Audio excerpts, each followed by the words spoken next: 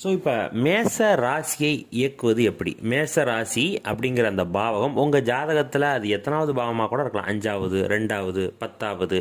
So இப்போ அந்த பாவகத்தை எப்படி இயக்கலாம்? அந்த மேஷம் அப்படிங்கிறது ஒரு மலையினுடைய அடையாளமாக இருக்குது.